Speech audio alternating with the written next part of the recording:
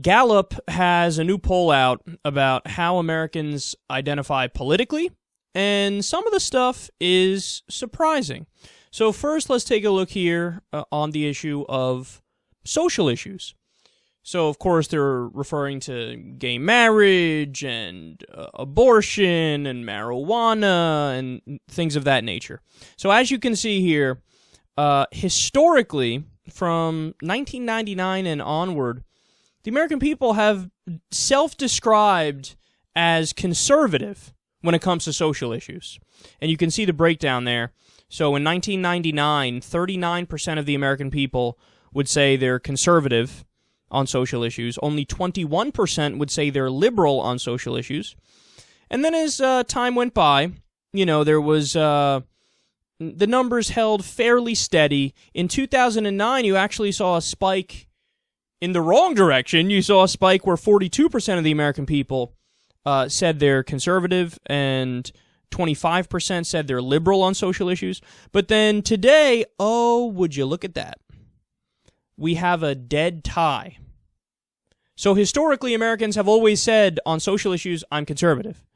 But today, we have a dead tie where people self-describe. It's 31% to 31%. They describe themselves as liberal and conservative at the exact same rate here.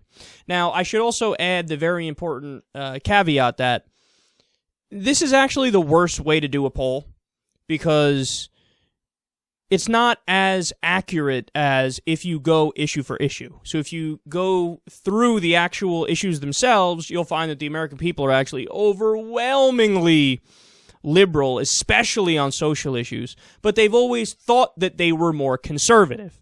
But now we're getting to a point where it's evened out, even when you just ask people to self-describe and you don't attach it to any specific policy issues.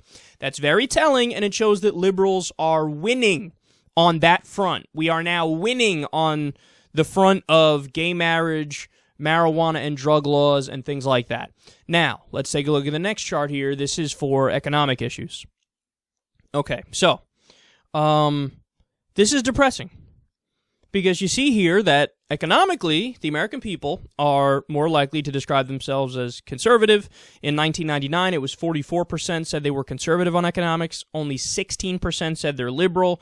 That held relatively steady. And today, it's moved slightly in the other direction, but not much. It's 39% to 19%. So 39% say they're conservative on economics. 19% say they're liberal. Now, here's the important discussion to have. What do we attribute this to? Now, I think it's a cultural thing, and it's a cultural thing that has evolved based on the common narrative that you hear, whether it's on the news or whether it's at your office or wherever. And what you find is that, especially on right-wing talk radio, back when it was popular specifically, like in the 1990s, what you find is that they waged an all-out war against the term liberal itself, where it eventually had a negative connotation that was associated with it because it was so common and it happened so often that you'd have somebody like Rush Limbaugh or people like on Fox News, they would just demonize the word liberal. They're far-left liberals. And they, attach it to stories about some crazy people who are pushing for the right to march through busy cities butt naked and fornicate in public or whatever. They would come up with the most absurd stories you can imagine and just link that to liberalism, and then they just hammer away. This is liberals. See how crazy they are? Look at what they're doing. And that mentality never left people.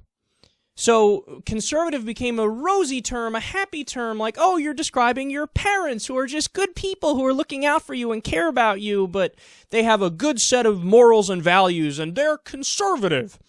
But then when you think of liberal, you think of the rowdy, high schooler who's acting a fool, committing petty crimes, and moons people every week or something. So it was this onslaught against the word liberal. It's this marketing war waged from the right, and they won. And that's why liberalism is viewed even on social issues. We're just getting to the point now where it's even though the American people on the issues themselves are liberal. Just now, we're finally getting to the point where it's even. And on conservative issues, we're well behind. So how do you fight back against this? How do you win this war? Well, you win it. There's no fucking magic secret here. You win it by waging the war back. You win it by redefining what liberalism is to what it actually is, because they redefined it in the incorrect way previously. And now we need to stand up and we need to argue and we need to have our voices heard and we need to hammer home the message. See, what people don't get is if you hammer home the message, it might be the case that people don't even like you, right? Like, they might not like you or what you're saying, but if you're strong enough in the message, it's irrelevant whether or not they like you. It's going to be something that sticks with them.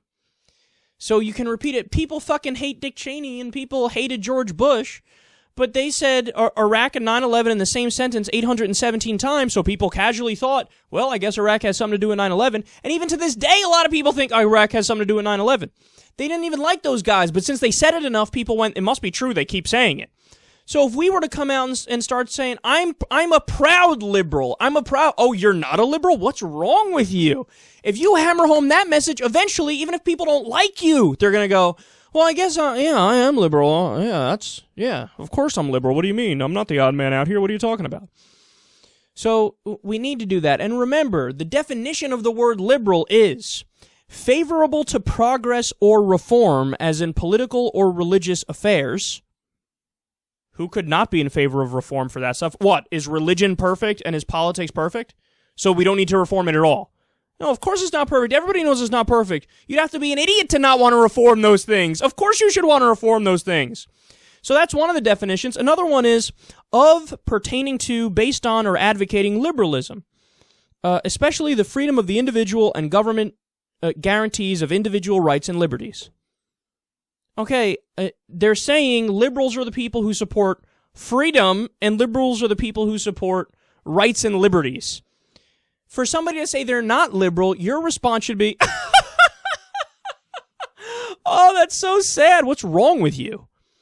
And if that's your response, and if that becomes a pervasive thing in society, people will realize, oh yeah, wait a second. We are liberals, and we should be proud of it, and we should talk about it. And these polls need to be reversed, because again, if you go issue for issue, the American people are liberal almost across the board. But when they self-describe, they're more hesitant to say they're liberal because they still have the remnants in their mind of the day when liberal was just a word that had a negative connotation and it was put down, and conservative was put on this platform. It's time to take that word back, and it's time to win this war of ideas.